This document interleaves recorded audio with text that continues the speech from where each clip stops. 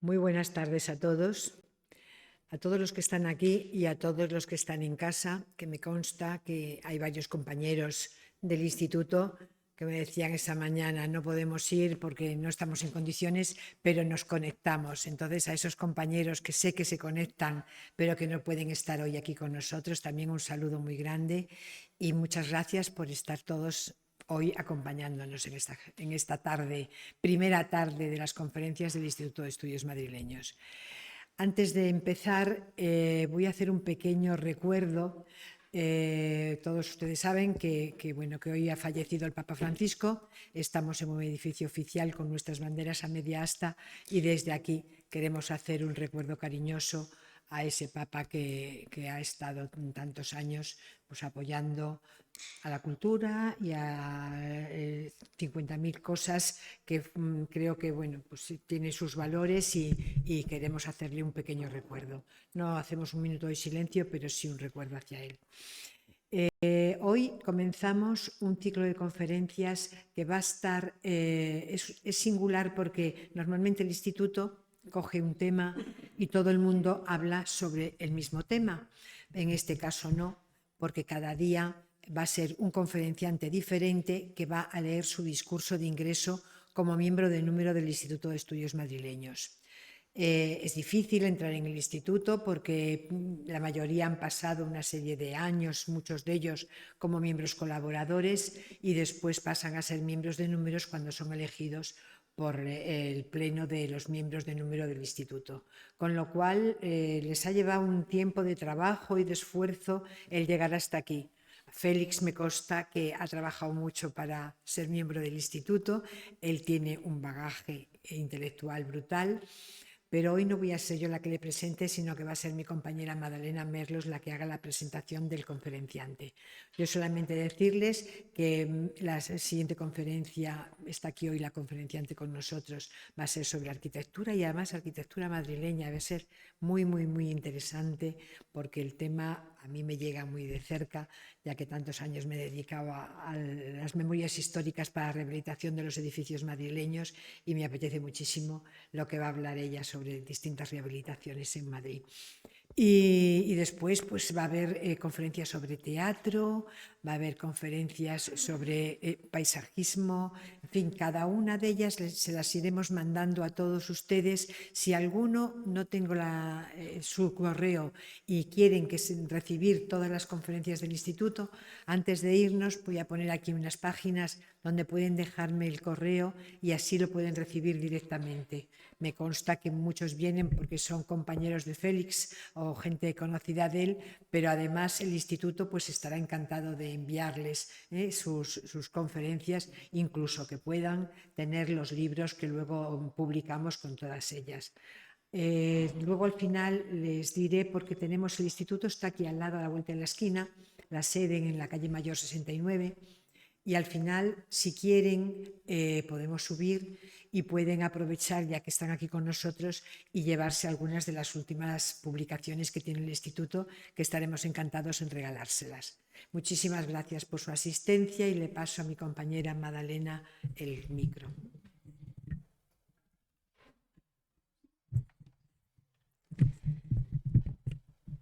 Hola, buenas tardes. Muchas gracias a todos por acudir a este acto que organiza el Instituto de Estudios Madrileños y también al Ayuntamiento de Madrid por cedernos este precioso patio del registro, ¿no?, en el que va a tener lugar la lectura del discurso de ingreso como miembro numerario de don Félix Labrador Arroyo.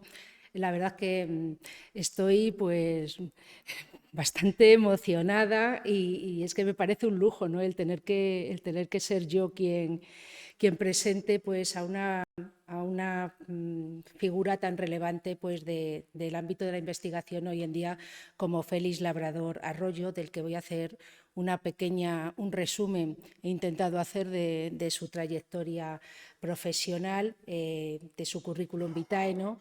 Félix es catedrático de Historia Moderna en la Universidad Rey Juan Carlos desde marzo de 2021, investigador de referencia del ICE y del IULCE de la Universidad Autónoma de Madrid, doctor en Historia, diploma de estudios avanzados en Historia Moderna y licenciado en Filosofía y Letras, también en esta especialidad.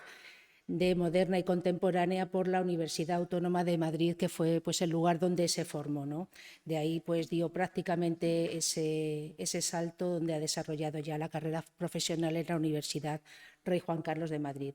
Bueno, ha sido profesor visitante e investigador en la Universidad del Sur de Bohemia, Universidad Nueva de Lisboa, Universidad Roma III, Universidad Suor Orsola Benicasa de Nápoles, Universidad de Salta, Universidad de Cagliari, Universidad Metropolitana de Manchester. Como veis, un recorrido que de algún modo pues, está definiendo, ¿no?, el perfil y el nivel internacional de Félix Labrador. Su labor ha sido reconocida dentro de lo que son sus estudios, ¿no?, que se centran principalmente en la organización política en la Edad Moderna a través de los estudios de corte, de la Casa Real, de la etiqueta y del ceremonial, así como la articulación del paisaje y territorio en torno a los sitios reales y la puesta en valor del patrimonio. Esto ha tenido ya unos reconocimientos, como el Premio Nacional de Estudios y Fuentes Documentales otorgado por la Federación Española de Genealogía y Heráldica y Ciencias Históricas en 2008 al trabajo colectivo sobre la corte de Felipe III, finalista en los premios de investigación del CSIC en el año 2020, premio Conectar Smart Cities y su patrimonio a través de la realidad aumentada, del segundo campus Excelencia Energía Inteligente, con esta propuesta que además está considerada pues, entre los 5 mejores proyectos nacionales dentro del citado programa. Bueno, la mayor parte de su trabajo pues, se ha centrado en lo que son las líneas, ¿no?, de un profesional del ámbito universitario, como es el de las publicaciones, los proyectos y también, bastante interesante, las actividades de transferencia y difusión y participación de congresos, además, ¿no? Este tipo de proyectos siempre dentro de esta actividad, dentro de los proyectos competitivos en el ámbito nacional, regional, también europeo, ¿no? Y publicaciones siempre en revistas indexadas especializadas. Desde el punto de vista investigador, se encuadra en el grupo de investigación de alto rendimiento en corte, imagen y nobleza y territorio, CINTER, y entre sus numerosísimas publicaciones, publicaciones, coordinaciones de monografías, capítulos de libros, quiero destacar la Casa Real en Portugal, la Casa de Borgoña, la Casa del Rey de España, la extensión de la corte, los sitios reales, la configuración de la imagen de la monarquía católica, el ceremonial de la Capilla Real de Manuel Ribeiro o las legumbres del rey, mesa y alimentación en la corte, obras que solamente están ilustrando pues, su tarea, creo que de los 10 últimos años, ¿no? Es un poco donde he tenido que acotar. Bueno, estas referencias, estas obras, además, no han quedado ahí simplemente escritas, sino que han tenido repercusión en la comunidad científica, siendo citas recurrentes, ¿no?, en la bibliografía especializada. También ha dirigido congresos, seminarios internacionales y como proyectos, de nuevo, y para cerrar estas breves pinceladas, ¿no?, sobre Félix Labrador, señalar que desde el 2005 ha sido también miembro del equipo de investigación de distintos proyectos y desde el 2009 ha dirigido distintos proyectos regionales, también dentro del Plan Nacional, Europa Creativa, Erasmus+, y diversos propios también dentro de la Universidad Rey Juan Carlos, de los cuales voy a citar, y yo creo que esto explica, ¿no?, el hecho de que Félix pues, vaya a tratar este tema, ¿no?, que ha elegido hoy sobre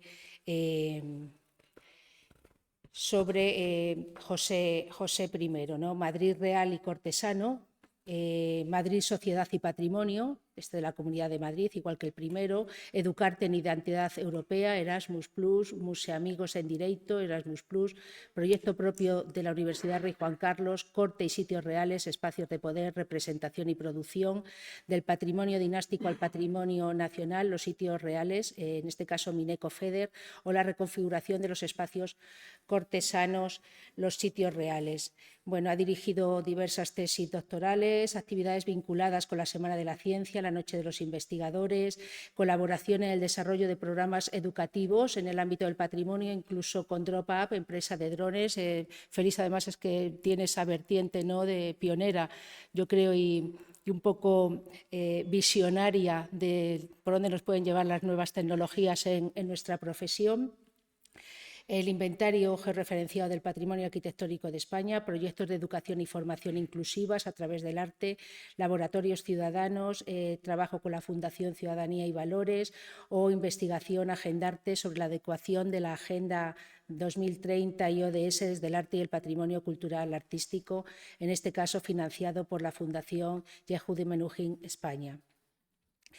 Bien, bueno, como decía o intentaba decir hace un momento, la trayectoria y experiencia del catedrático Félix Labrador explica que haya elegido como discurso de ingresos al Instituto de Estudios Madrileños el tema de los sitios reales de Madrid y su entorno durante el reinado de José I.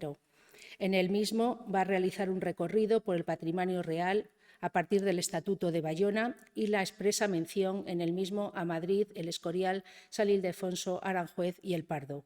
Nos desvelará la implicación de José I en la renovación de los reales sitios a partir de la reforma administrativa, los cambios en la gestión de la propiedad y la mejora en la explotación de los recursos agropecuarios, reforma no exenta de dificultades que José I puso en marcha durante su breve y también, es cierto, agitado reinado entre 1809 y 1813. Antes, ya simplemente, pues lo único que me queda es felicitar por adelantado, luego volveré a hacerlo, ¿no? Y dejar y dar la palabra al profesor catedrático Félix Labrador Arroyo.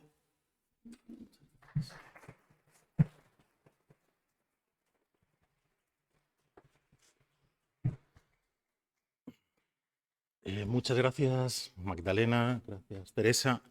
La verdad es que me he quedado sin palabras. Estoy abrumado por esta presentación. Ahora mi hijo entenderá por qué. Uy, me he emocionado y no he empezado.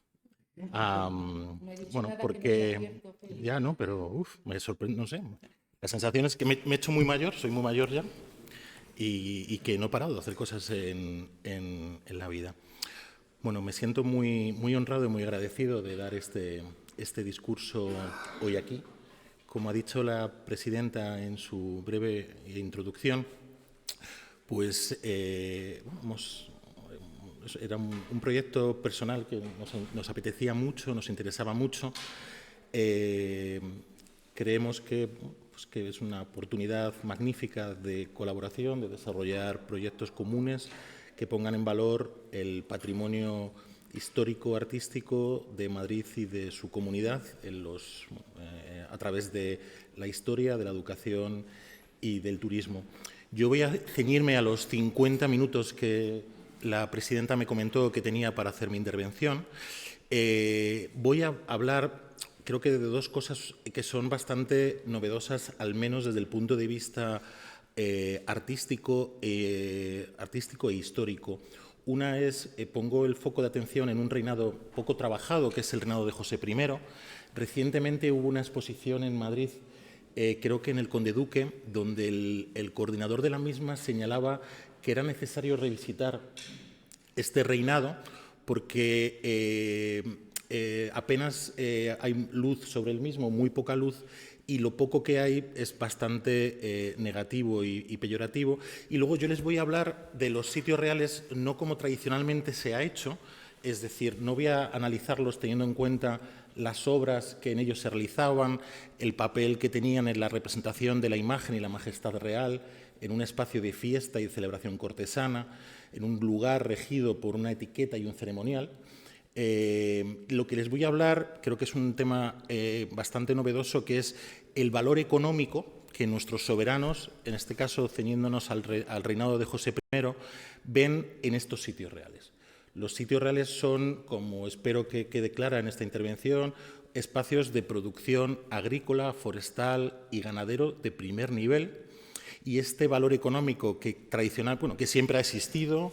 La profesora Merlos ha trabajado el espacio de Aranjuez y María Teresa La Florida, que son dos claros ejemplos de espacios que tienen otros significados, pero que tienen un valor productivo y económico fundamental.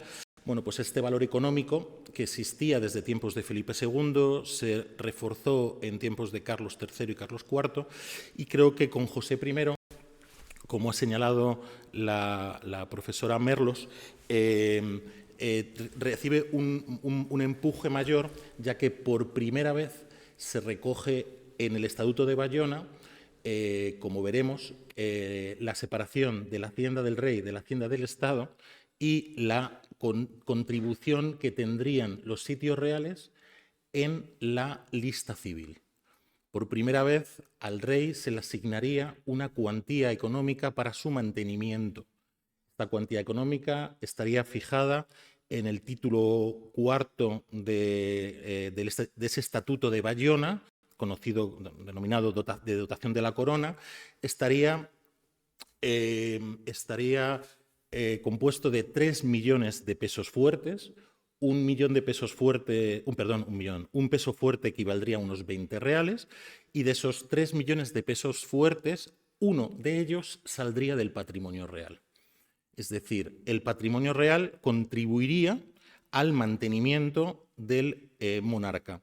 Y además, en este título cuarto del Estatuto de Bayona de la dotación de la corona, se recoge la primera enumeración de los bienes reales, con una estructura que será una constante a lo largo del siglo XIX. Se indicaba en este título cuarto que el patrimonio real estaría compuesto por los palacios de Madrid, el Escorial, San Ildefonso, Aranjuez, el Pardo, así como el resto que habían pertenecido a la corona, y con sus jardines, bosques, cercados y propiedades dependientes de ellos, de cualquier naturaleza que fuesen. Esta lista civil, esta aportación de 1 millón de pesos fuertes, se señalaba además en este título cuarto que si estos bienes por sí solos no eran capaces de alcanzar esta cifra, la corona podía incorporar al patrimonio regio otros bienes que permitiesen alcanzar esta cuantía asignada. Esta disposición del título cuarto aparece casi exacta en el Estatuto Constitucional del Reino de Nápoles y Sicilia, que José I aprueba ese mismo año, donde aparece un título cuarto denominado de la familia real y de la dote de la corona, y un título quinto con el título de los oficiales de la misma. Y refleja lo aprobado en la lista civil francesa, que se estableció por decreto de 26 de mayo, 1 de junio de 1791, y la Constitución del año 12, es decir, de 1804, que, como saben ustedes, es el punto de partida del ordenamiento jurídico de la Corte napoleónica. La misma, esta cuestión de esta lista civil, no era una idea ajena al pensamiento autóctono, al pensamiento español. Simplemente, como apuntes, esta idea de fijar una lista civil aparece, entre otros, en León de Royal, el cual consideraba que para limitar el gasto de la corona era necesario, y leo textualmente, señalar una digna dotación al rey capaz de subvenir al esplendor del trono y a la colocación de su familia. En la misma línea, el conde de Cabarrús, en una carta que escribió el 2 de marzo de 1787 al conde de Lerena, le indicaba la necesidad de establecer una asignación fija al monarca con el fin de limitar los gastos que la corona tenía. No debemos olvidar, como veremos un poquito más adelante, que estos años que escriben el conde de Cabarrús y León de Royal, la situación de la hacienda por culpa de la deuda era bastante insostenible. Bueno, al recogerse en el Estatuto de Bayona que el patrimonio real tendría un papel fundamental en el mantenimiento del monarca, el valor económico, como he dicho, se va a reforzar. Y se va a reforzar y va a ser un paso más de lo que ya se llevaba a cabo en los reinados anteriores. En tiempos de Carlos III son de todos conocidos los proyectos de desarrollo agrícola que lleva a cabo en el Real Sitio de Aranjuez, pero en tiempos de Carlos IV, que es un reinado poco trabajado desde el punto de vista del patrimonio, porque salvo la Casa del Labrador no tiene obras significativas en los sitios reales, pero es un reinado muy importante para los sitios reales porque en un contexto de crisis económica muy significativo por culpa de la deuda, se van a producir en este reinado importantes proyectos de, por un lado, de desamortizar una parte del patrimonio real, Es decir, se consideraba la posibilidad de enajenar un patrimonio para resolver la cuestión de la deuda. Y otro aspecto muy importante es que en un contexto de crisis y de deuda, la Corona realiza un importante proceso de adquisición de nuevas propiedades y nuevas posesiones. Podríamos hablar del Real Sitio de la Florida, podremos hablar de la incorporación del Pinar de Coca al Real Sitio de San Ildefonso. El Pinar de Coca, para los que no lo conozcan, es un espacio fundamentalmente resinero y se uniría a la importante masa forestal de Pirón, Balsaín y Río Frío, y su elemento fundamental sería la resina para la iluminación. Es una cuestión económica. Podemos señalar también en este reinado la incorporación a un real sitio que es un fracaso, como es San Fernando, de toda una serie de fincas y bienes agrícolas de primer nivel, que sería el Coto y Soto de Aldovea, los despoblados de Viveros, de Daracalde, de Vaciabotas, que prácticamente triplicaban el espacio previo y que convertirían ahora San Fernando y Aldovea en un espacio agrícola de primer nivel. Entonces, en un contexto de crisis, resulta que nuestros monarcas, por un lado, llevan a cabo un proceso de desamortización del patrimonio y, por otro lado, llevan a cabo un importante proyecto de adquisición y compra de nuevas propiedades. Estas propiedades, si analizamos en detalle cada una de ellas, la cuestión es que son espacios productivos. Nuestros soberanos o nuestro soberano Carlos IV adquiere todo este ingente patrimonio y lo incorpora al patrimonio real para generar ingresos con la venta y arrendamiento de productos agrícolas, ganaderos y forestales. Bueno, volvamos a época de José I. Bueno, ¿qué ocurre? Bueno, como la cuestión económica, al recogerse en Estatuto de Bayona el papel que tendrían los sitios reales en la dotación de la corona, es fundamental. Resulta que es muy importante comenzar a tomar medidas. ¿Para qué? Para conocer cómo está el patrimonio de la corona. ¿Qué tiene el monarca para saber si con lo que tiene es suficiente para alcanzar ese 1.000.000 de pesos fuertes que se recoge en el estatuto? Y es muy significativo que prácticamente al mismo tiempo que se está llevando a cabo, que se está aprobando el Estatuto de Bayona, se empiezan a tomar las primeras medidas para ese conocimiento del patrimonio. Podemos destacar en primer lugar una orden del mes de julio de 1808 en donde se requiere toda la documentación generada por los sitios reales con el objeto de hacer un inventario de los gastos generados por este patrimonio y por la Casa Real en los años anteriores. En este mismo mes de julio, pero tenemos datado el 25 de julio, José I va a encargar a el señor Stanislas Girardin de Ermenonville y al señor de Freville, que son personas de la total confianza del soberano, que viniesen a España. ¿Para qué? Para averiguar cuál era el importe de los bienes raíces y propiedades de la corona, entre otras cuestiones. Y lo más importante es que hasta hace muy poco pensaba que habíamos encontrado en el Archivo General de Palacio este decreto de averiguación que se realiza a Freville y a Girardin, pero no habíamos encontrado las respuestas. Y creemos que hemos dado con algunas de las mismas porque nos hemos encontrado memorias escritas en francés de septiembre-octubre de 1808, en principio sobre los reales sitios de San Fernando, la Florida y San Ildefonso.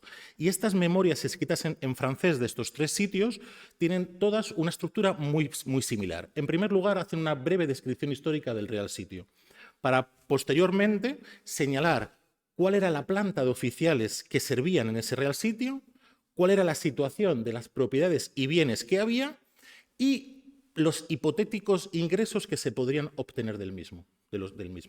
Y estos informes escritos en francés remitidos a José I son, lo veremos a continuación, diametralmente opuestos a lo que manifestaban en los informes los oficiales castellanos que servían el Real Patrimonio. si para los franceses, bueno, la parte objetiva de la historia del Real Sitio, la planta de oficiales, no hay duda, pero en cuanto a los bienes que tienen y las posibilidades futuras son diametralmente opuestos, como veremos a continuación, ¿vale? En tercer lugar, otra medida muy importante es la creación del cargo de Superintendente General de la Real Casa y Patrimonio, puesto novedoso en España y que sería ocupado por André Miot de Melitó, al que José hizo su ministro de Interior en Nápoles y antes de salir de Nápoles le concede el título de conde de Melitó. Y tenemos constancia, por las memorias que Melitó escribió, que desde Miranda de Ebro, es decir, de septiembre de 1808, ya estaba acompañando al monarca José I en España. Sin duda, el conocimiento y la amistad que le tenía José le facilitó este nombramiento tan importante, así como su posterior acceso al Consejo de Estado. La figura de André Miot de Melitó, su figura, el cargo de superintendente de la Real Casa y Patrimonio, va a aparecer en el nuevo reglamento de la Casa, hecho el 20 de enero de 1809, exactamente se le dedica el título noveno, y en el mismo se indican cuáles son sus funciones. Es muy significativo, aparece después de los 6 principales oficiales de la Casa, y se indica que su función era la de administrar los bienes, ventas y dominios de la corona, y que para ello estaría auxiliado por una junta consultiva para los asuntos contenciosos y para las obras que se necesitasen hacer en los sitios reales. El nombramiento de un superintendente de la Real Casa y Patrimonio supone una gran novedad, porque hasta la fecha era el mayordomo mayor el cargo palatino encargado de la gestión, administración del Real Patrimonio. Y a partir de estos momentos saldrían de la mayordomía mayor todas las cuestiones vinculadas al Real Patrimonio, ¿vale? No tenemos tiempo, porque por tener estos 50 minutos, seguramente en el trabajo en papel lo puedo hacer. No, si hago más, hablo mucho más. Mi gran problema es que tengo una incontinencia verbal. Ahora mismo no doy clase, entonces los que son profesores, perdonad este inciso, sabrán que en mi vida normal nadie me hace caso. Y ahora mismo tengo la capacidad de que, sorprendentemente, la sala está llena y ya que tengo este momento, tengo que lucirme. Entonces, si me das más permiso, hemos metido la pata. Teresa, perdonar. Bueno, ¿qué ocurre? El bueno de Miot de Melitó, y lo hablaba ayer con Magdalena, en sus memorias, la verdad, bueno, aquí lo tiene, mi francés es pésimo, por lo tanto no lo voy a leer, pero la visión que tenía de los reales sitios era, salvo del territorio de Aranjuez, pero de casi todos los palacios que tienen nuestros reyes, la visión no es mala. Lo siguiente, solamente salva los alcázares de Sevilla, pero todos los demás le parecen como de cuarta división, pero eso sí, de Aranjuez, lo que es el territorio, el espacio, ese vergel, habla auténticas maravillas, ¿vale? Bueno, en los meses siguientes, este proceso de averiguación va a continuar, ¿vale? ¿Y qué podemos señalar como principales hitos? Bueno, pues uno de ellos, que en enero de 1809 el conde de Melitó va a pedir al Ministerio de Hacienda toda la información que hubiese en su ministerio relativa al patrimonio real. También entre finales de 1808 y primeras semanas del 1809, el Montero Mayor, el conde de Campo Alenge, solicita a todos los administradores de los sitios reales cuál era la situación que había en este patrimonio. Y aquí es cuando, verán ustedes, cuando vaya enumerando lo que dice cada uno de los administradores, que la visión que van a presentar es totalmente opuesta. Ya les anticipo, les quito el interés, que todos ellos lo que señalan es: Majestad, nuestro sitio real es un espacio de recreo y no producimos nada. Y no solamente no producimos nada, sino que la situación que tenemos es crítica. Los edificios se caen, los salarios no llegan, el campo se pierde, lo cual contrarresta mucho con la imagen que nos dan esos informes franceses. A modo de ejemplo, el 22 de enero de 1809, Florencio Martín termina un estado circunstanciado de las pertenencias y agregados de la posesión de la Florida, de sus productos, de sus gastos anuales, de sus créditos, deudas, cargas y existencias. La visión no es muy buena. Aunque, como pueden observar en esta imagen que tienen, de lo que produjo la Florida en 1808, era un espacio productivo de primer lugar y en un año conflictivo y complicado para la monarquía, pues este sitio real prácticamente alcanzaba con los bienes agrícolas, ganaderos y de huerta, que son agrícolas también, casi 700.000 reales, que no es poco. Bueno, pues 2 días más tarde, el 24 de enero, don Joaquín Martínez de Mendinueta, veedor, contador y jefe del sitio y Casa Real del Buen Retiro, refiere que este real sitio ha sido puramente de recreo, no solo para el rey y su familia, sino para toda la corte, sobre todo en tiempos de Felipe V y de Fernando VI, por lo que no se produce nada. Y es más, aprovecha el informe para decir, y ojo, que este real sitio tiene una consignación de 620.000 reales de vellón, de la Tesorería Real, y que desde comienzos de 1808, y estamos en enero de 1809, en un año, querido Montero, solamente hemos cobrado un mes, enero de 1808, por lo que le recuerda que si por favor pueden hablar para que el tesorero general libre las cantidades atrasadas. Esta situación un poco de crisis de este real sitio, efectivamente, en lo que tiene que ver con los edificios, parece que es real. Los informes del arquitecto Juan de Villanova ponen de manifiesto el estado deplorable de la mayor parte de los edificios de este sitio.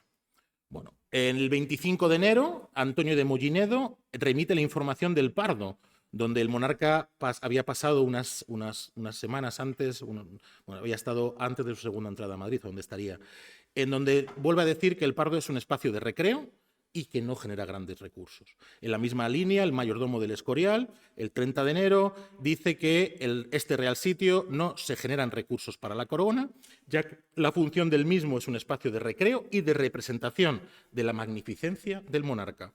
Aranjuez, que es un vergel, resulta que el alcalde, don Domingo Gaspar Pérez, el 5 de febrero, dice que la situación del heredamiento es catastrófica, y más desde la llegada de los franceses.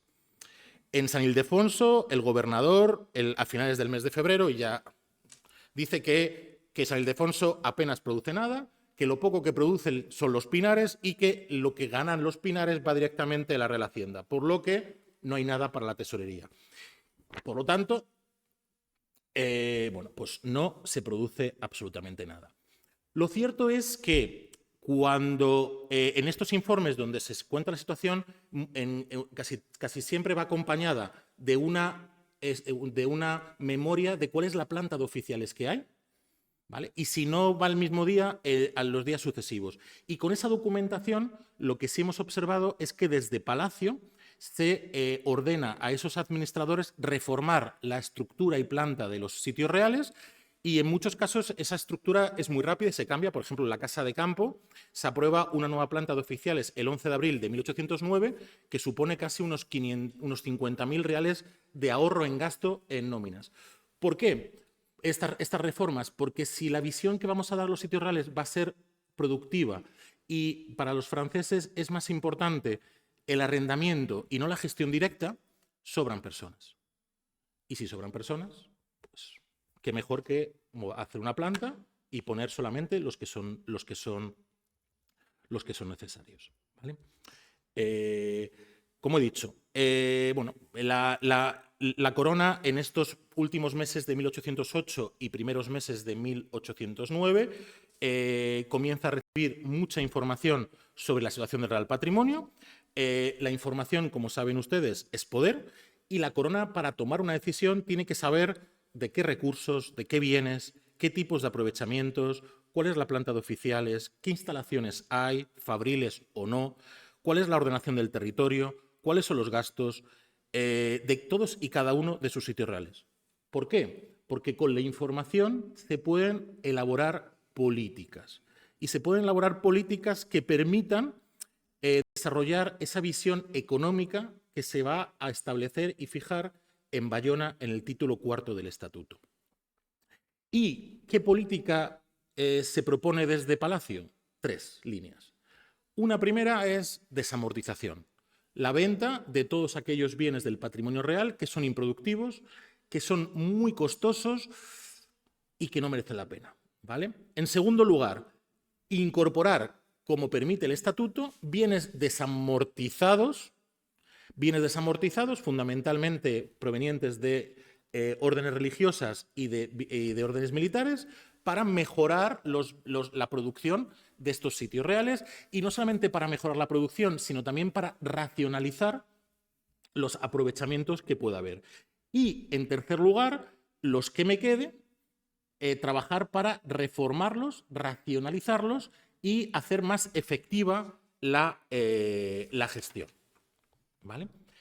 En primer lugar, la idea de la desamortización no es una idea novedosa de José I, ya ocurre en el reinado anterior, en Carlos IV. La situación de la deuda hace que muchos ministros, como hemos visto, planteen la opción al rey de vender bienes que no resultan rentables, y por primera vez en la conocida como desamortización de Godoy, de los decretos de 19 de septiembre de 1698. Bueno, aquí en este primer paso no se considera el patrimonio real, pero poco después, por cédula 21 de octubre de 1800, se van a meter en esa desamortización bienes de la corona. ¿Qué bienes serían? Fundamentalmente son bienes alejados de la Corte de Madrid, bienes que podían tener, como en el caso de Sevilla, una venta muy rápida, ¿vale? O bienes que eran considerados poco productivos. Valladolid, San Fernando, a pesar de los proyectos, siempre estaban las quinielas para desamortizarlo. En el caso de la desamortización que afecta a los sitios reales en tiempos de Carlos IV, fue muy significativa. En el patrimonio real de la Corona de Aragón, fundamentalmente en el Reino de Valencia, no tanto en Castilla. No es una idea nueva, es una idea que ya estaba, que incluso Fernando VII, de forma muy rápida, en los poquitos días que estuvo, y se supone que gobernó, dio una orden donde señaló que estaba dispuesto a cambiar los usos y aprovechamientos de sus cotos de caza por el bien de sus amados súbditos, y en esa posibilidad pues habría la idea de la desamortización, ¿vale? ¿Cuáles serían los bienes que serían desamortizados en tiempos de José I? Bueno, podemos citar la venta de la dehesa de Alcudia. Además, este proceso de desamortización ocurre con todos los bienes que se desamortizan. Van a ser los ministros y oficiales del rey los principales beneficiados. En este caso, por ejemplo, la dehesa de Alcudia se va a adquirir a muy bajo precio y sin subasta por un ministro, Manuel Sisto de Espinosa, y otros particulares. Y en el caso, por ejemplo, también los bosques de Boadilla y Villaviciosa, por decreto de 15 de noviembre de 1809, se consideran bienes nacionales, y el día 6 de diciembre se incorporan a la Dirección General de Bienes Nacionales hasta su venta a un francés, el conde de Merlín, ¿vale? Los bienes también más afectados, pues tendríamos fundamentalmente posesiones del Escorial. No tanto porque eran espacios del rey, sino la justificación que se dio era porque eran espacios vinculados a la Orden Jerónima. Y prácticamente todas las posesiones que habían ido Felipe II y sus sucesores vinculando al mantenimiento del Escorial se desagregarían y se venderían pues, para conseguir recursos. En este caso tendríamos la venta, tras el decreto de 18 de agosto de 1809, de la dehesa del Campillo, del monasterio, que eran espacios de monte y de prado, que van a ser adquiridos por un eclesiástico, Juan Antonio Llorente, que, oh maravilla, es el director general de Bienes Nacionales. Es el responsable de gestionar la venta de estos bienes. Además, este buen hombre es muy interesante porque adquiere estos espacios y algunos otros muy bajo del precio que en principio el inspector consideraba que se podían sacar, pero cuando él ve que le cuesta sacar beneficios porque la presión que ejerce el gobernador y administrador del Escorial hace que el rey eche marcha atrás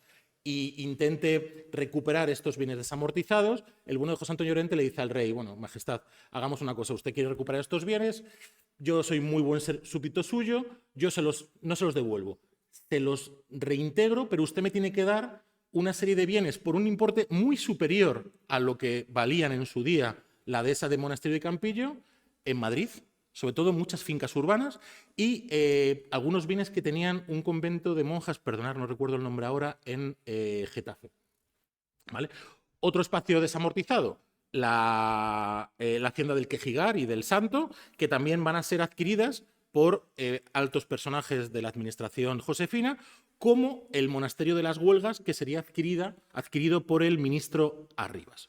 Bueno, uno de estos bienes que se quiso desagregar y en principio poner en venta, que Felipe II donó al monasterio para su mantenimiento, era la Real Posesión de Gózquez, que formaba parte de la administración de la Ribera del Jarama, y este espacio de Gózquez es separado de la corona.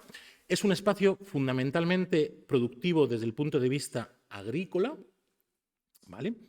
Y generador de importantes recursos, como así se pondría de manifiesto en una memoria que se remite al conde de Melito de 15 de octubre de 1809. Entonces, una vez que se va a la Dirección General de Bienes Nacionales, se incorpora, la Dirección General de Bienes Nacionales lo incorpora nuevamente al patrimonio de la corona. Y poco después de ser incorporado al patrimonio de la corona, el marqués de Salinas ofrece el 30 de octubre de 1809 tomarla en arrendamiento por 19 años por una cuantía económica significativa. Él estaba dispuesto a abonar anualmente 100.000 reales durante los primeros 10 años y los últimos 10, 150.000 reales. Y aparte se comprometía a abonar todos los diezmos que estas tierras tenían vinculadas. Además, ese día parece que el marqués de Salinas se sentía espléndido y ofreció también tomar a censo emfitéutico la posesión de Aldovea por 80.000 reales por un valor de, 80.000 reales por 9 años. Esta propuesta sería desestimada y una vez que se confirma que el Real Sitio de Gózquez permanece dentro del patrimonio de la corona, lo que va a hacer el monarca es incorporarle, por decreto de 29 de mayo de 1810, la posesión de Arganda del Rey, que pertenecía al conde de la Cimera, y al cual se le quita esta posesión por ser lo que se consideraba nobleza desafecta. Esta posesión de Arganda era un espacio fundamentalmente agrícola, de vides, y podía producir al año entre 8.000 y 10.000 arrobas de vino. Además, tenía una buena cantidad de olivos y tierras de labor, así como un molino aceitero, bodegas, etc. Y al unirlo a Gózquez, pues se crearía un gran espacio productor agrícola de primer nivel muy cerca de la corona. Vale. Hay otro proyecto que al final no se llevó a cabo, que es desamortizar San Fernando Aldovea. Volver a vender San Fernando Aldovea, por los que se esperaba conseguir la nada despreciable cifra de 7 millones de reales. ¿Vale? Por la documentación conservada en el Archivo General de Palacio, sabemos que, un día como hoy, pero de 1809, el conde de Melito escribe a Cabarrús diciendo que el rey no tiene ninguna intención de quedarse con este espacio. Sin embargo, la presión que van a ejercer los administradores de San Fernando y Aldovea, poniendo de manifiesto a Palacio los importantes recursos económicos que se podrían obtener de este Real Sitio, hacen que finalmente, el 2 de mayo, José I decide no enajenar este espacio y mantenerlo dentro de la corona. Aquí tienen ustedes de forma muy rápida lo que esperaban alcanzar con la venta de gran parte de los terrenos que habían sido incorporados entre 1802 y 1805 al Real Sitio de San Fernando. Como he dicho, el cambio de opinión por parte del rey tiene que ver con los importantes beneficios agrícolas que se esperaba conseguir del mismo, ya que parece ser que de Aldovea pues, se podían obtener más de 3.000 fanegas de cebada, 1.500 de trigo, 16.000 arrobas de paja, Y de San Fernando, pues igual 1.000 fanegas de cebada, 800 de trigo y 5.000 arrobas de paja, que no es poco. Y además, lo bueno que tenía es que está próximo a Madrid. Por lo tanto, su canalización a través del mercado de Madrid es muy sencillo, ¿vale? Como la corona decide quedarse con el Real Sitio de Aldovea y San Fernando, se lleva a cabo un importante proyecto de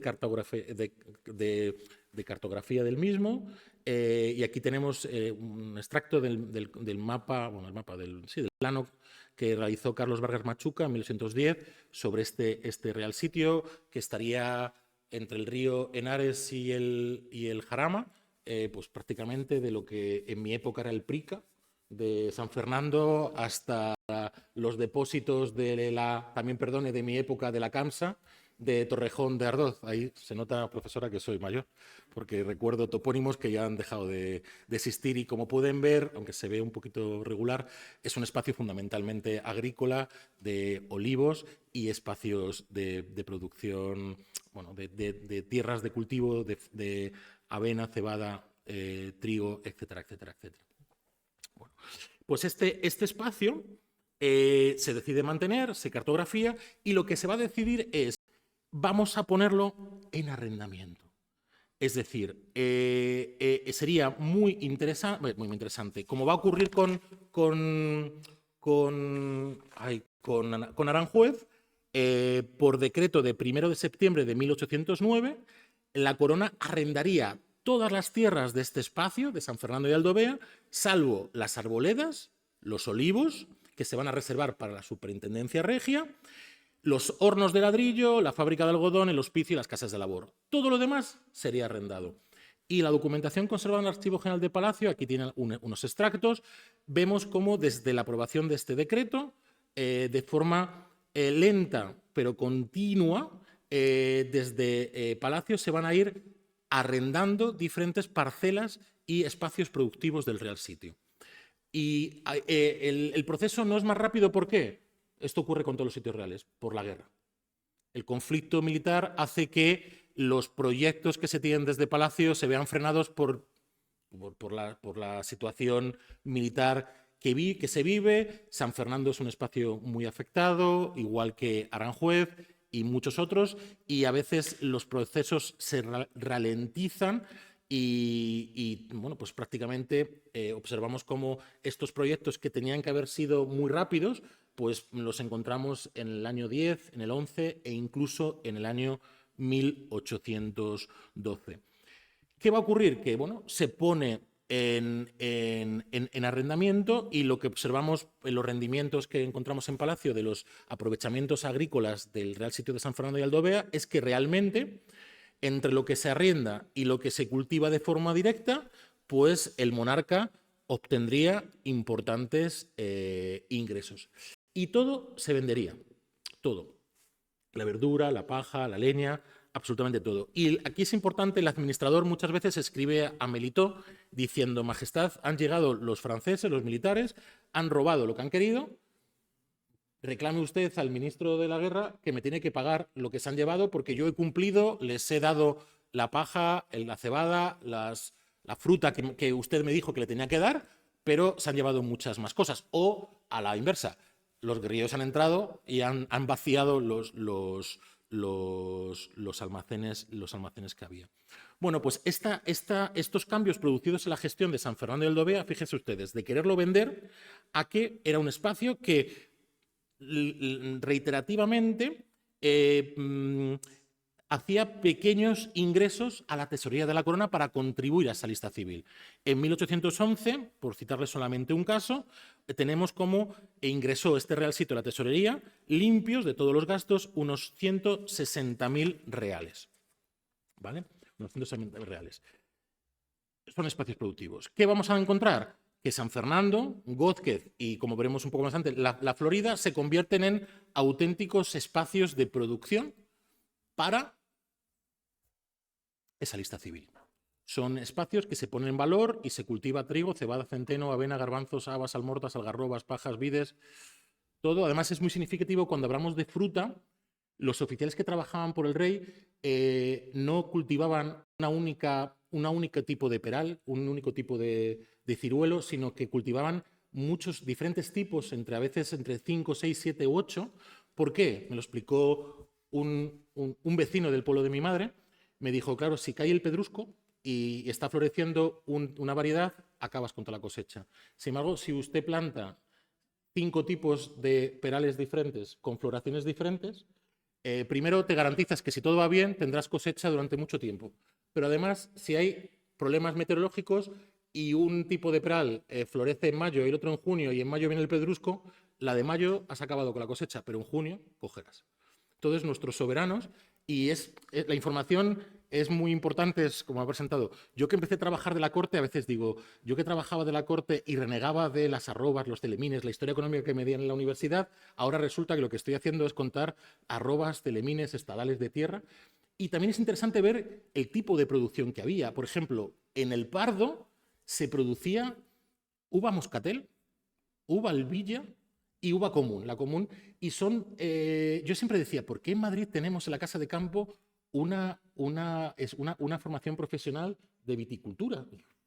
Y es porque nuestros soberanos en una zona concreta de la Casa de Campo también había vides y la producción era importante, y la diferencia de precio entre el moscatel, que era lo más caro, la albilla lo segundo, y luego la uva común. Y cuando vemos pues eso, otro tipo de variedades de frutales, vienen diferentes denominaciones de variedades de ciruelos, de perales, de manzanos.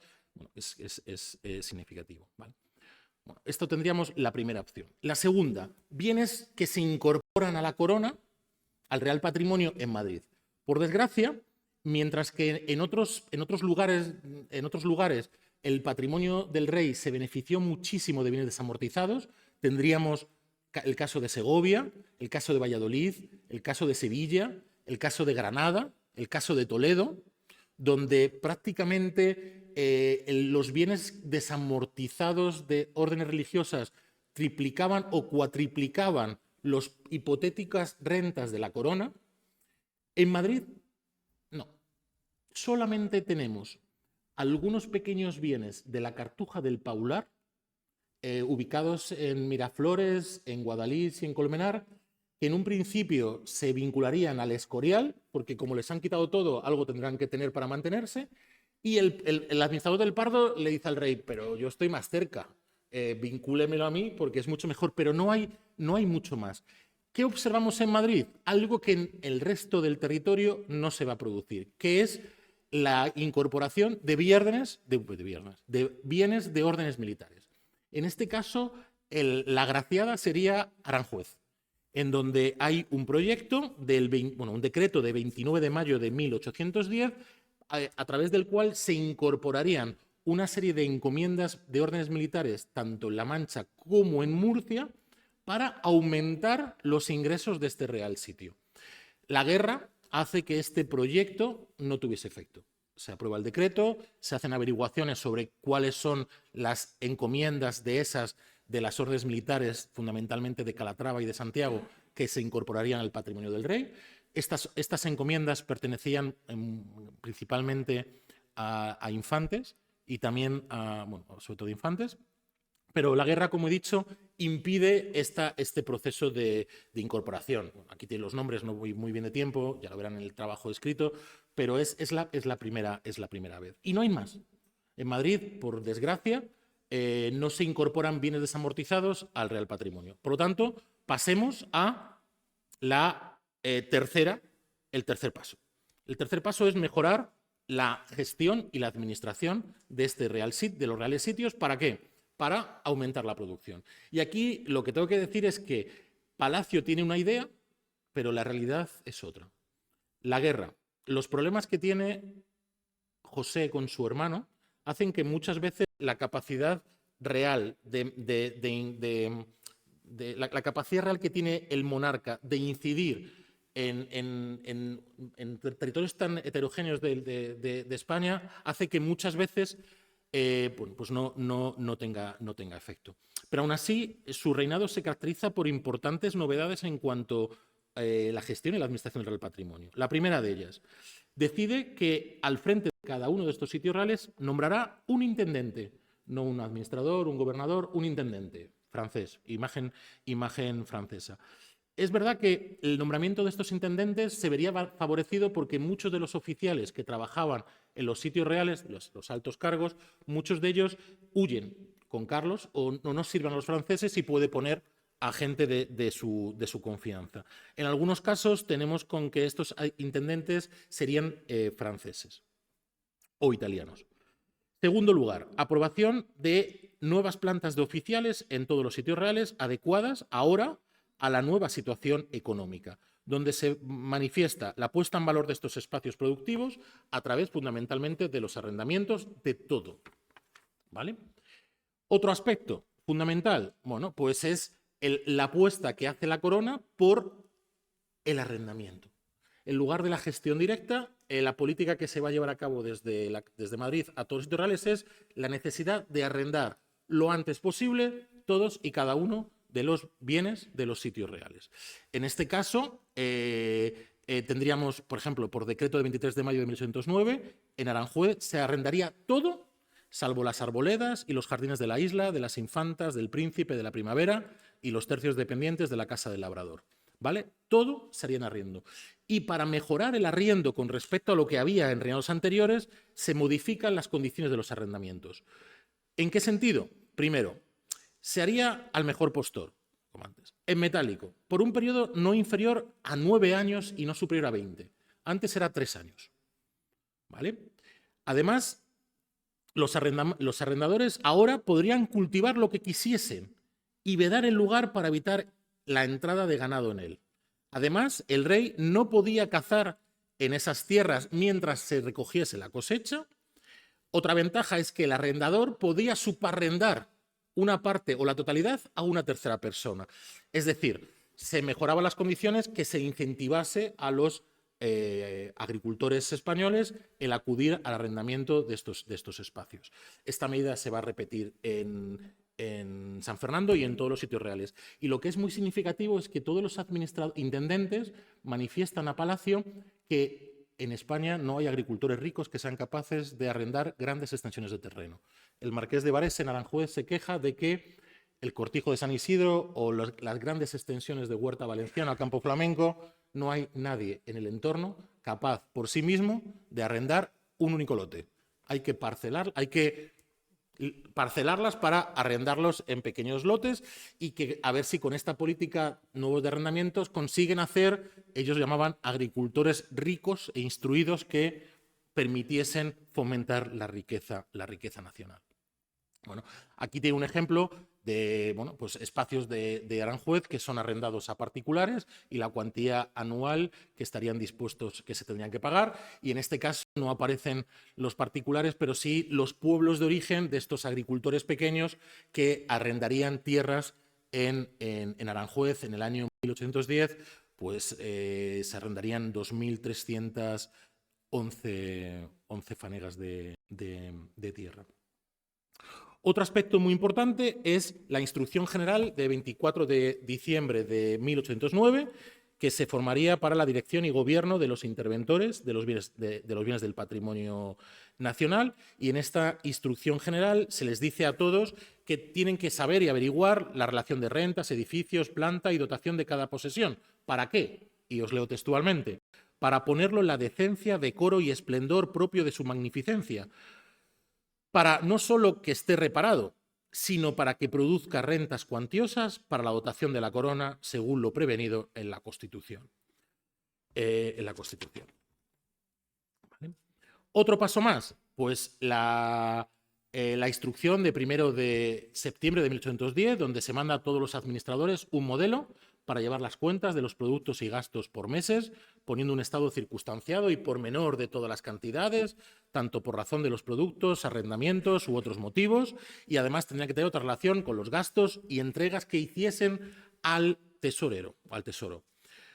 Podemos destacar la circular de 17 de noviembre de 1810, en donde el conde de Melitó les pide a todos los administradores que les manden una memoria de cómo mejorar los recursos económicos de cada uno de los sitios y cómo reducir los hipotéticos y futuros gastos. Veamos en los últimos minutos, de forma muy somera, algunos de estos sitios reales madrileños. El Buen Retiro. Esto es un...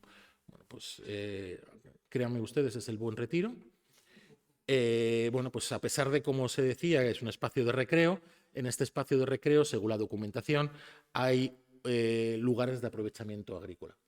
Estos espacios de aprovechamiento agrícola de lo que es el Buen Retiro, destacaríamos el Jardín de la Magdalena, de casi 6 fanegas de tierra, con muchos árboles frutales y que se podían obtener unos 4.400 reales anuales si se ponían en arrendamiento, o el Jardín de la Primavera de unos 5 fanegas de tierra con jardín y otras 3 fanegas más de pasto, por la que se podría sacar unos 3.000 reales. Sin embargo, como saben ustedes, durante la ocupación francesa apenas se van a obtener beneficios, ya que este lugar, desde un principio, sería ocupado por el ejército francés, que iniciaría desde junio de 1808 la construcción de la Ciudadela del Retiro, que se convertiría en la sede del cuartel general del ejército, y que para la construcción de esta ciudadela se produjo una tala importante del arbolado y la destrucción de muchos parterres, jardines y de los espacios productivos. Bueno, este Real Sitio es objeto y se conservan, por fortuna, muchísimos inventarios en Palacio sobre su situación durante la ocupación francesa, muchos inventarios hechos por franceses, inventarios hechos por españoles cuando Wellington derrota a los franceses y tienen que huir en octubre de 1812, y luego muchos inventarios a la vuelta, cuando ya definitivamente salen los franceses, y estos inventarios casi todos ponen en común una cosa: el estado realmente lastimoso que está del Real Sitio. Se ha destruido toda la cuestión productiva y los edificios, por la guerra, por los ingleses destruyen fortificaciones, etcétera, etcétera, pues prácticamente es un espacio que tiene poco valor. Muy rápido, el Pardo. El Pardo es un espacio que lo tenemos siempre muy vinculado a un espacio cinegético, un espacio de caza, de recreo del monarca. Sin embargo, es un espacio que tiene destacados ingresos económicos. Destacados ingresos económicos que provendrían del arrendamiento de pastos, de la leña, del carbón. El Pardo se convierte en el principal proveedor de carbón de Palacio y de la ciudad de Madrid. También, como he dicho, la uva y también otros pequeños espacios productivos muy minoritarios, pero que también producen ingresos. Es tan importante los ingresos que, de acuerdo a este cargo y data del Pardo de 1810, se generaría este año casi 800.000 reales de beneficios. Eso sí, habría 120.000 de gastos. Pero el Real Sitio del Pardo, en 1810, habría dado a la Tesorería General más de 165.000 reales. Es un espacio productivo bastante significativo. Y cuando empieza a ser un espacio productivo bastante significativo, se da un hecho que lo va a mejorar aún más, que es se va a vincular la administración del Pardo con la administración de la Florida a finales de 1811.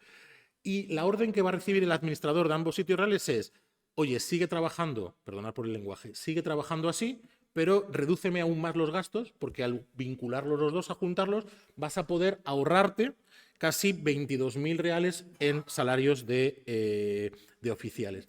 Y aquí lo que observamos es un constante proceso de arrendamiento de todo, desde la tahona, la mercería, la tienda de aguardientes, fanegas de tierra, absolutamente de todo. Lo malo que va a tener el Pardo, lo malo para el Pardo de la ocupación francesa es que fue unos años en donde se roturaron, según un informe que hizo Miñano décadas más tarde, casi 6.000 fanegas de tierra. Hubo un gran roturamiento de los bosques, fundamentalmente por la necesidad que había de la madera para el ejército y también para suministrar carbón y leña a Palacio. A partir de ahora, el Pardo tendría un menor papel espacio cinegético y mayor papel como espacio productivo de fundamentalmente carbón y leña. Otro espacio, el Escorial, como he dicho. Al comienzo se segregan, tras el decreto de agosto de 1809, una gran parte de sus posesiones que permiten vinculárselas. Esto genera un gran problema, como ponen de manifiesto el administrador, el intendente y el alcalde del Real Sitio, en donde el rey, por decreto de 29 de mayo de 1810, va a paralizar todos estos procesos de desamortización. ¿Vale? Y lo que se va a intentar es, bueno, pues, poner en valor el lugar. Hay muchos informes sobre el mismo y lo que se dice fundamentalmente que lo que hay en el Escorial, fundamentalmente, bosque, madera. Y aquí tienen ustedes un informe que realiza el intendente, el administrador del sitio, Miguel de Iparraguirre, en donde señala la extensión que tiene cada uno de los 14 cuarteles que se dividiría el bosque del Escorial, el tipo de bosque que hay y otros aprovechamientos que se podrían sacar. Si comparásemos esta gráfica con la que les voy a enseñar a posterior, vemos que durante la ocupación francesa el bosque del Escorial se vio muy afectado. Los informes de 1814 ponen de manifiesto la complicada situación en la que se encuentra el bosque del Escorial, ya que había sido bueno, pues bastante esquilmado durante el tiempo francés y no se había mantenido como hasta el momento los periodos de descanso o de regeneración del bosque para proceder a una nueva tala, porque hasta los reinados anteriores las talas de los bosques comenzaban en un cuartel, ese cuartel se dejaba regenerar, continuaba por otro y de forma sostenible nuestros monarcas podían tener aprovechamientos forestales, manteniendo sin lugar a duda esa importante masa forestal. Pero con los franceses, pues como pueden ustedes ver, en 1814 lo que te dicen es que todos, el cuartel del Cartero, inservible, el cuartel del Milanillo, el roble está en mal estado y bueno, pues se podría carbonear en 7 años. El cuartel de la Herrería, mala situación. El cuartel del Prado Tornero solamente servirá para pasto. Pues la situación no es muy halagüeña. Perdonad que vaya tan rápido. La Florida. Pues la Florida es un espacio fundamentalmente agrícola. Es un espacio con más de 1.200 fanegas de tierra, de las que 1.100 son de pan para llevar, de secano, 83 de huertas y 72 aranzadas de vino y de viña y olivo. Prácticamente el 90% de su extensión es de uso agrícola. En este espacio, que también conoce la presidenta, se producen en estas huertas del Alba, la huerta del Paso, la huerta de la Florida, lechugas, escarolas, berzas, apios, cardos, judías, berenjenas, tomates, pepinos, bretones, lombardas y brócoli. Se recoge todo tipo de fruta, peras de verano e invierno, albaricoques, abridores, que no sé lo que es, uvas, guindas, cerezas, fresas. Y luego, muy interesante, aceituna. Bueno, aceitunas, etcétera. También se produce mucho trigo, mucha cebada, almortas, garbanzos. Un espacio de producción agrícola de primer nivel, que la ventaja que tiene es que está cerca de Madrid. Y este espacio se decide que los bienes tanto de grano como frutas y verduras servirían primero para mantener palacio, pero también para la venta en diferentes lugares de la ciudad de Madrid. En 1810, según este informe, el Real Sitio de la Florida, pues de estos productos, casi alcanzaría los 550.000 reales anuales. También en la Florida, los franceses llevarían a cabo un importante proceso de arrendamiento de las tierras, como tienen ustedes aquí, y los franceses son muy sistemáticos y siempre hacen lo mismo. Antes de proceder a este proceso de arrendamiento de las tierras, quieren conocer muy bien cómo es el territorio y mandan siempre a un cartógrafo para realizar un levantamiento del lugar.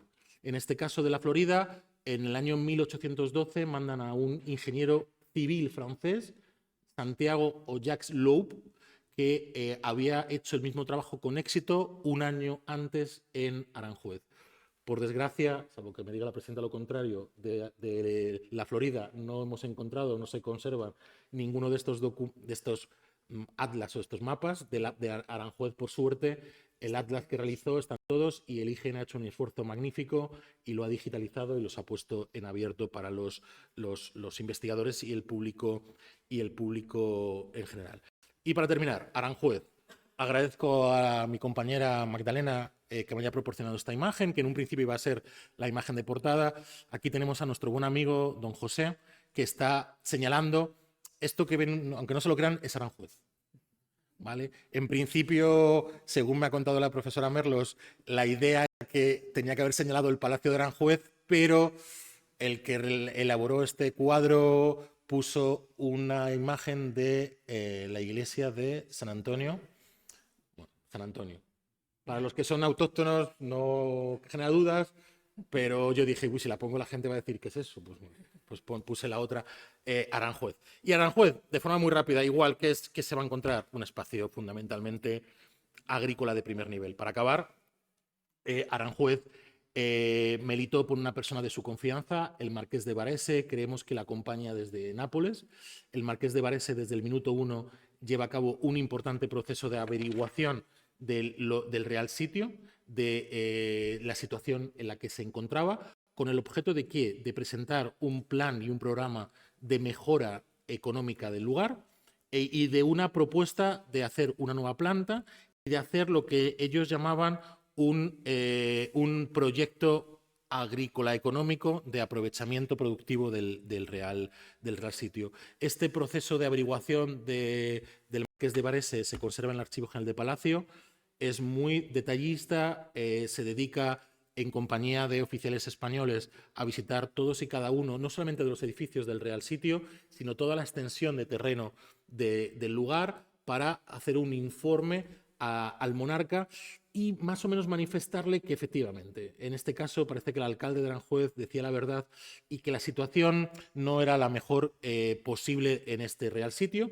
que la guerra, lo que habían hecho la Junta Suprema había afectado bastante al real sitio y que la situación en la que se encontraban los espacios productivos y los jardines no era muy bueno y que se iba a necesitar una importante cuantía económica para ponerlos en orden y con la magnificencia que había en el pasado. Por lo tanto, propone al monarca hacer un proyecto por partes en donde empezar a trabajar una serie de jardines y continuar avanzando y sobre todo aquellos que eran productivamente hablando más rentables. Como he señalado, en este proyecto en Aranjuez el Marqués de Varese se vería auxiliado por un cartógrafo, por Santiago o Jacques Loup, el cual acudiría a Aranjuez en la primavera de 1809 con la orden de cartografiar todo el real sitio. Aunque él llegó en la primavera de 1809, su trabajo se retrasó, primero porque no estaba de acuerdo con el dinero que le iba a pagar el rey cuando se dio cuenta de a dónde iba y por la situación de la guerra. Entonces, este proyecto de Loup, que él llegó en la primavera de 1809, no se concluyó hasta finales del verano de 1810. Como he dicho anteriormente, este proyecto cartográfico de Loup, que lo llamamos Atlas, consta de 11 planos, estaría compuesto por 22 hojas y 11 mapas manuscritos, uno general y 10 parciales.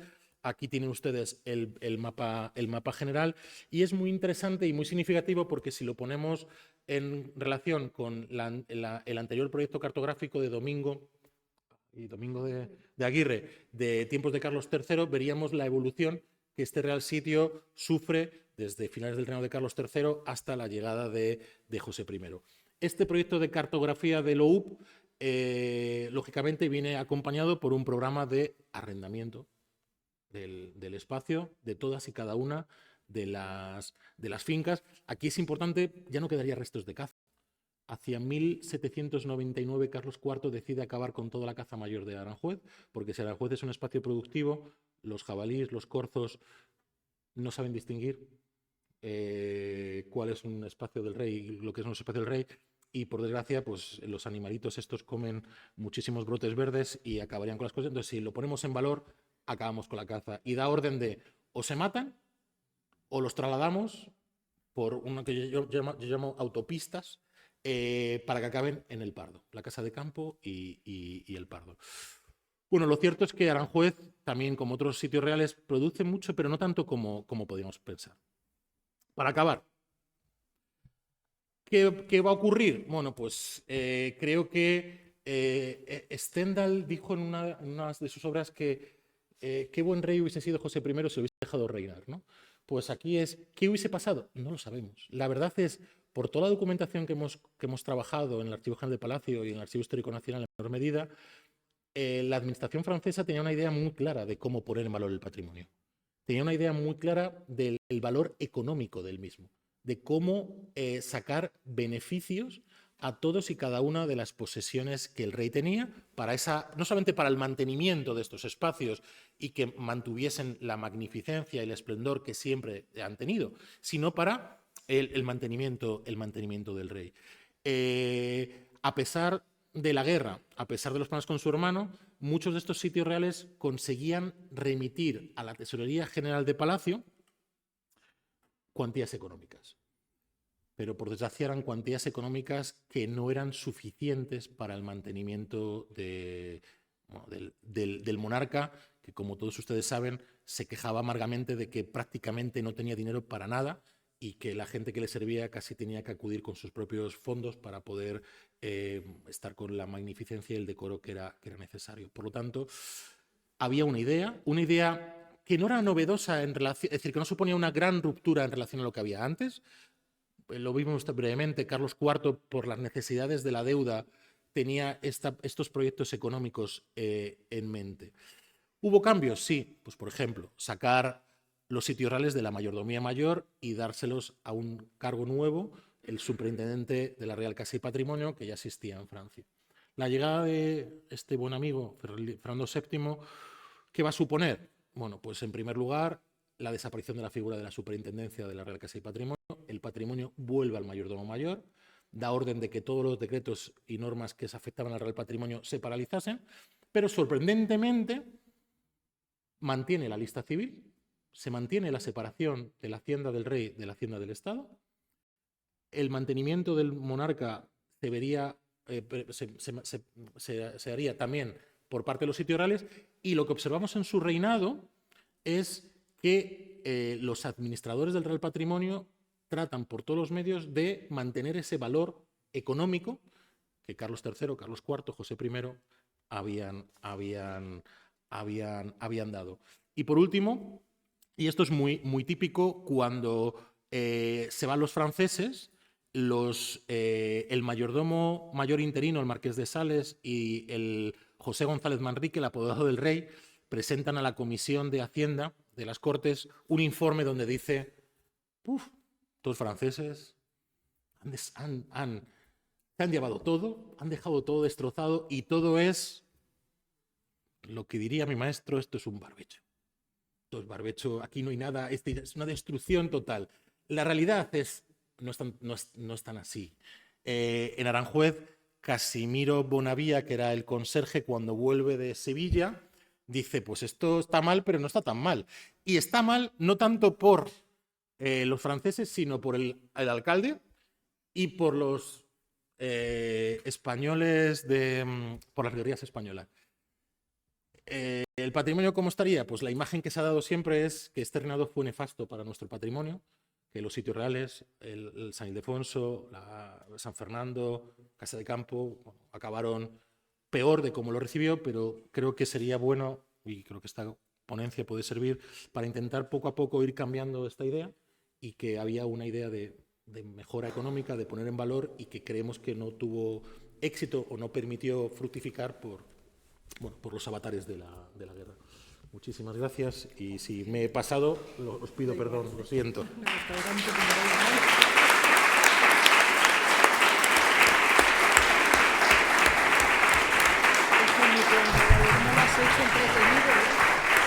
Porque he leído el infumable.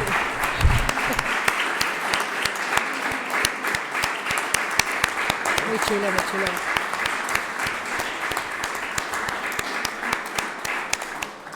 Voy a poner, antes de que me conteste, la imagen de José I, que es mucho mejor que la de Fernando VII.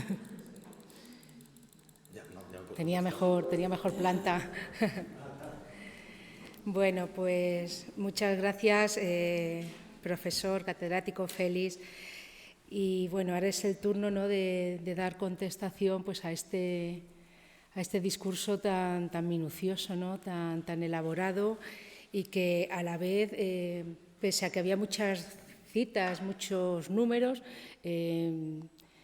a mí se me ha hecho corto, muy entretenido. Bueno, ahora es el momento en que me toca a mí contestar.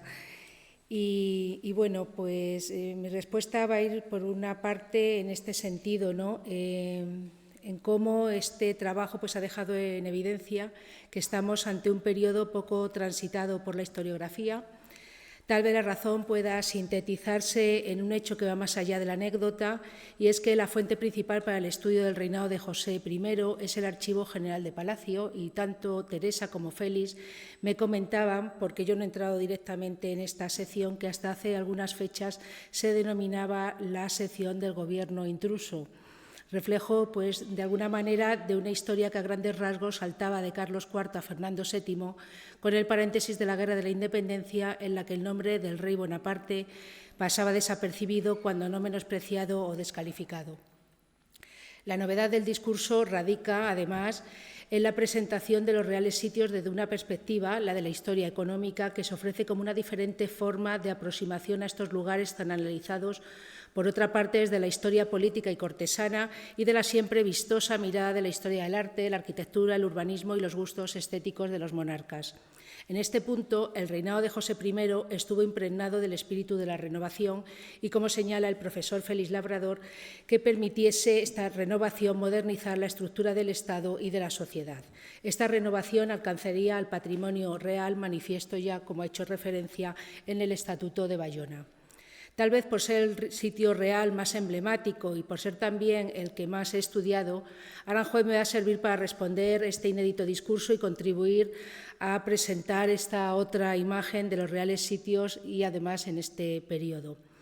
En este sentido, y en distintos niveles, y remontándonos a los tiempos de Felipe II, el concepto de los reales sitios en la Edad Moderna ya contemplaba la doble función de estos lugares para la recreación y el ocio, pero también, conforme al clásico principio de otium et negotium, ámbitos material y económicamente productivos. Los principios fisiocráticos aplicados por Carlos III tenían ya su antecedente en el siglo XVI, como se constata en el caso de Aranjuez.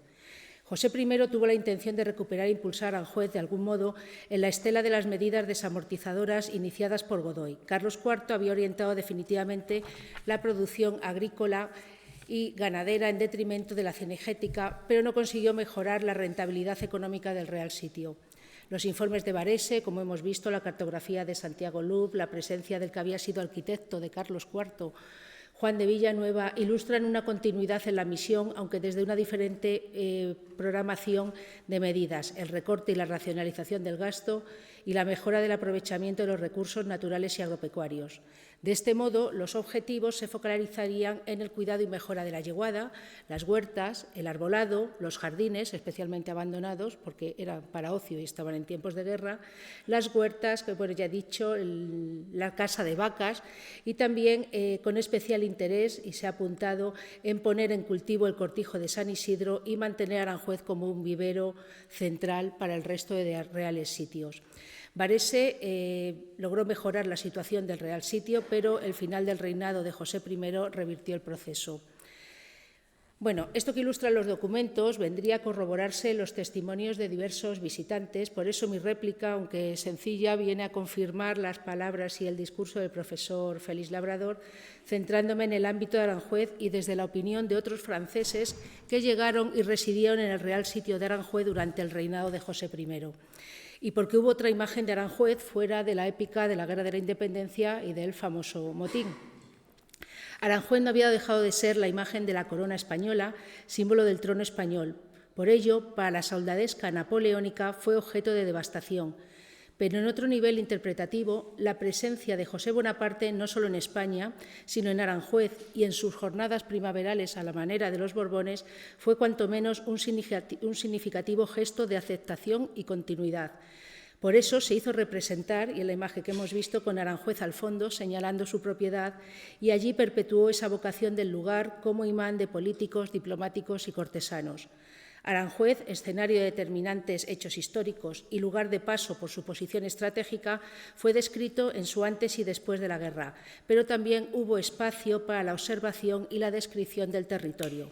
Las referencias a Aranjuez se perpetuaban, como desde sus orígenes, en torno a su identificación como sede cortesana y enclave geográfico de relevancia en un itinerario muy transitado que era el Camino a Andalucía. Algunos de aquellos testigos fueron civiles, pero del mismo modo que el pillaje no siempre fue obra de las tropas francesas, la vocación militar no estuvo exenta en ocasiones de una delicada sensibilidad a la hora de describir el lugar. Sobre otras varias cuestiones, la riqueza natural que valoró Varese fue la misma que llamó la atención de estos visitantes, de los que voy a realizar una escueta selección. La duquesa de Abrantes, la esposa del general más joven de Napoleón, Junot, estuvo en Aranjuez y ensalzó en su descripción su identidad paradisíaca sostenida en la feracidad y riqueza vegetal y animal. La variedad de cultivos y la calle de la Reina le transportaban al Edén. ¿Qué más quiere tener un Edén? Recurriendo casi al tópico del oasis, al salir de Aranjuez uno se encuentra con lo que a menudo se ve en España, un desierto que sucede a un paraíso. Su resumen es elocuente. El castillo por el palacio no es hermoso, pero ¿cuál es la necesidad? Si viviera en Aranjuez, nunca querría vivir en una habitación mientras estuviera en este paraíso. En mayo de 1809, Roederer, asistente de José I de España, en su correspondencia dio cabida a cuestiones tan prosaicas, o no tanto, como el calor, o tan interesantes para esta lectura de Aranjuez como síntesis del potencial de España y en inevitable comparación con Francia. Hasta ahora el calor no se siente mucho. España, esta mañana hay fuego en todas las habitaciones. Y sigue, España es un país hermoso, donde es muy fácil hacer mucho bien, pero en Francia lo bueno está ya hecho. El viajero bretón de Lamartinière se detuvo en el valor del agua como recurso natural y a la vez elemento estructural de un paisaje deleitoso. El Tajo forma cascadas naturales, un lugar de deleite si hubiera agua. La gran proximidad del Tajo fue de facilitar los medios de hacer canales, lagos, cascadas. O la opinión del que fuese segundo marido de Madame de Staël, Jean-Michel Roca, quien pondera el paisaje y se fija además en estas cuestiones económicas de la que el profesor Félix ha hablado, la cultura agropecuaria, la puntera cría caballar de la yeguada. A fines de 1808 es el mismo Miot, conde de Melitó, y tengo la cita en español. No contaba con ella, no he hecho la traducción porque mi francés es de leídas, pero no he hablado, quien dedica un capítulo a sus bellezas y se inicia con la vista ya desde la Cuesta de la Reina. El camino es magnífico y una legua más adelante se empieza a ver el valle regado por el Jarama y el Tajo. El aspecto del paisaje se vuelve más alegre. Largas avenidas de árboles jalonan las orillas y alrededores de estos dos ríos. El fondo de la pintura está ocupado por colinas bajas que se ha tratado de poblar con árboles. La visión de Aranjuez es también paisajística, identificando paisaje con territorio, y señala, desde el puente del Jarama hasta Aranjuez, el paisaje sigue embellecido, llanuras bien cultivadas, vegetación vigorosa, matas de bosques dispersos, a derecha e izquierda del camino atraen y satisfacen los ojos del viajero. Finalmente llegamos a la orilla del Tajo. Este famoso río hace rodar sus olas por el fondo del valle donde se encuentra la ciudad y el palacio de Aranjuez. En sus múltiples recovecos rodea frescos y alegres jardines, presta sus aguas a las necesidades de los habitantes de esta hermosa morada y tras abandonarla va a abonar la inmensa llanura que se extiende desde Aranjuez hasta Toledo. Como le sucediese también a otros tantos visitantes, el palacio no les impresiona, no es el valor primordial del sitio. Observa que finalmente en todas partes de Aranjuez los esfuerzos del arte no responden bien a las bellezas naturales del sitio. De 1812 es la reseña del marqués de Espinchal que pondera el ancestral arbolado. Y termino este recorrido un poco con la otra imagen, ¿no? Con la evocación de dos boticarios franceses, Sébastien Blaise y Antoine Laurent Apollinaire Fay, que realizan ese viaje de ida y vuelta a Aranjuez que les obliga a comparar entre un antes y un después. Sébastien Blaise recoge una primera y tópica semblanza de vegetación, fauna, espesura, frondosidad, esos animales que estaban sueltos porque no entendía precisamente de los límites, aunque esa frase la he suprimido, la sacaré luego en la publicación, con especial atención a las calles arboladas, los peces, los ruiseñores. Dos reflexiones sobresalen. Por un lado, el placer del paseo por el lugar, en el contacto con la naturaleza, y por otro, la consciencia del papel del hombre, la transformación del territorio y la conformación del paisaje a través del principal elemento estructural, el río, casi parafraseando lo que había dicho Miot. Sujeto a la voluntad del hombre, el Tajo embellece y fecunda este feliz país. Su regreso a fines de 1812 le constata el desastre.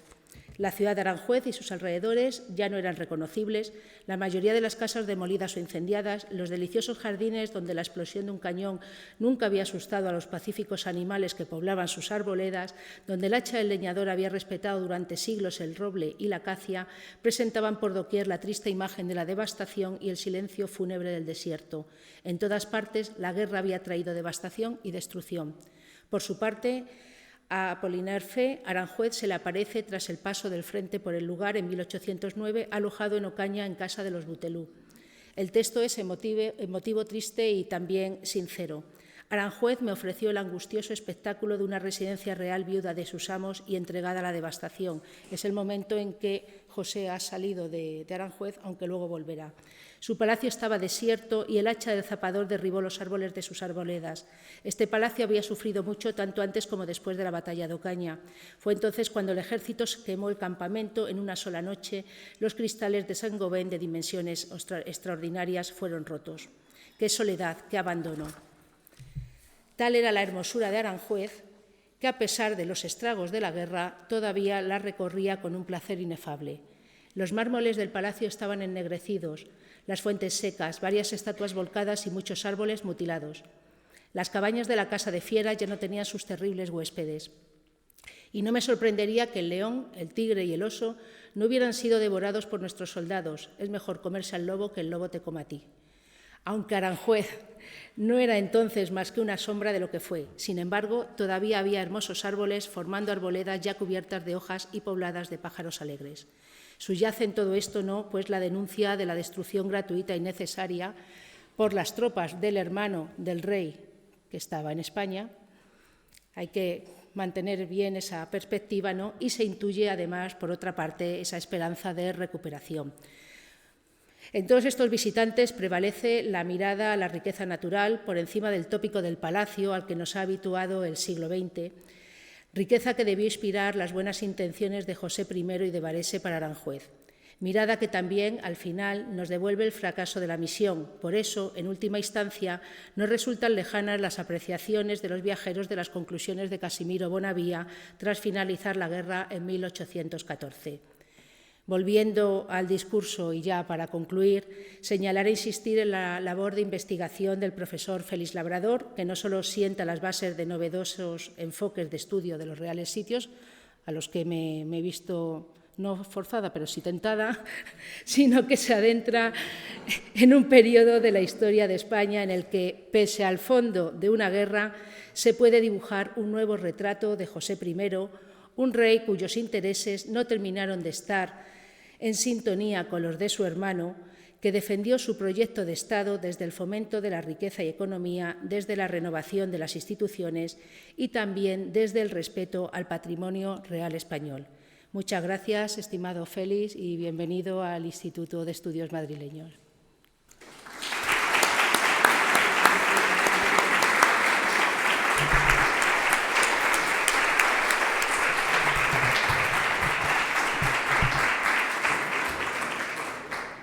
Bueno, yo quiero dar la bienvenida a Félix al Instituto de Estudios Madrileños. El profesor va a ilustrarnos muy a menudo, espero, con este tipo de conferencias. Yo hoy estoy emocionada porque además se ha hablado de la Florida ampliamente y de un tema que me interesa enormemente y que lo ha hecho con una maestría impresionante. Gracias por ir a esos documentos que en su día yo catalogué del primero al último y bueno, pues es un lujo el poder seguir avanzando. Como decía Madalena, es un enfoque distinto de los reales sitios. José I, estoy de acuerdo contigo en que hizo cosas importantes, pero muy importante es lo que has hecho tú hoy, que nos has dado la luz de un montón de documentación nueva e inédito. Y bueno, pues esto es la nueva gente que llega al instituto con ganas de hacer cosas importantes. Yo creo que es un lujo para todos nosotros y vamos a trabajar mucho en los próximos años. Gracias, Félix. Y gracias a todos.